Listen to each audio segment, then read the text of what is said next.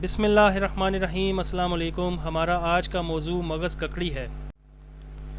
मगज़ ककड़ी ककड़ी के बीजों का अंदरूनी सफ़ेद या हल्का पीला हिस्सा होता है जो ककड़ी के बीज निकाल कर हासिल किया जाता है। ये बीज नरम होते हैं और इनका जायका खुशगवार, कदरे मीठा और लतीफ़ होता है। मगज़ ककड़ी कदीम ज़माने से तिब्बे यूनानी, आयुर्वेदिक और हिकमत में इस्तेमाल होता चला आया है। इसे आम तौर पर खुश्क करके महफूज किया जाता है और मुख्तलिफ़ तिब्बी और ग़िज़ाई मकासद के लिए इस्तेमाल किया जाता है। जायके और फ़वाइद के लिहाज से ये मगज़ खरबूजा और मगज़ तरबूज से मुशाबहत रखता है, लेकिन इसका असर कुछ ख़ास बीमारियों में ज़्यादा नुमाया पाया गया है। मगज़ ककड़ी का मिजाज सर्द तर है। ये जिस्म को ठंडक और नमी फराहम करता है, इसलिए ख़ास तौर पर गर्मियों में इसका इस्तेमाल मुफीद समझा जाता है। जिन लोगों का मिजाज गर्म हो या जो गर्म इलाकों में रहते हों, इनके लिए मगज़ ककड़ी एक कुदरती ठंडा करने वाला जुज़ है। ताहम सर्द मिजाज अफराद को इसके इस्तेमाल में एहतियात बरतनी चाहिए या इसे गर्म मिजाज अशिया जैसे दालचीनी या शहद के साथ इस्तेमाल करना बेहतर होता है ताकि मिजाज का तवाज़ुन बरकरार रहे। मगज़ ककड़ी पेशाब आवर खसूसियात रखता है और गुर्दों की सफाई के लिए बेहतरीन समझा जाता है। ये पेशाब की जलन, पेशाब की बंदिश या पेशाब में सोजिश की शिकायत को दूर करने में मुआविन होता है। ख़ास तौर पर गर्मी की शिद्दत से होने वाले पेशाब के मसाइल में मगज़ ककड़ी नहायत फ़ायदेमंद है।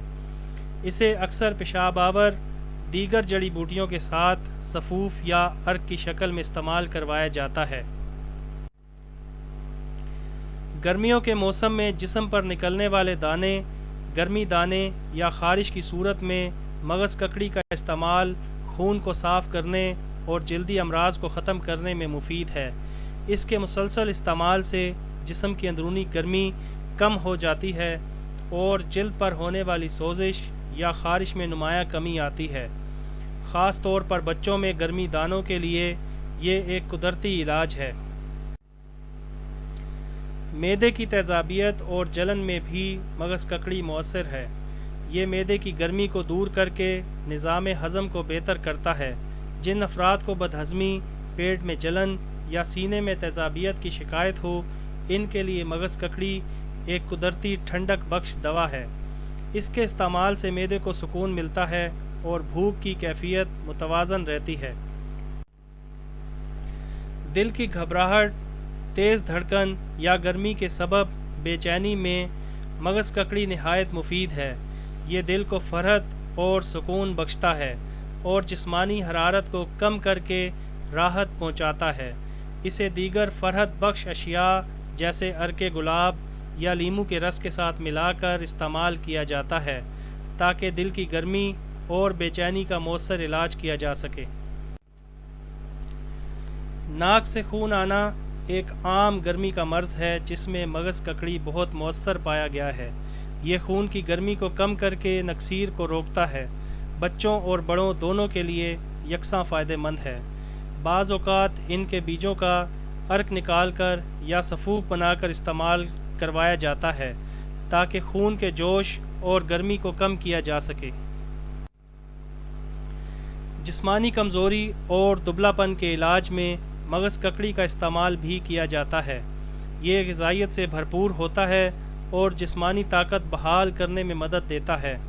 ख़ास तौर पर गर्म मिजाज अफराद जिन्हें जिस्मानी कमज़ोरी या गर्मी के बाइस थकन महसूस होती हो, इनके लिए मगज़ ककड़ी नहायत मौसर है।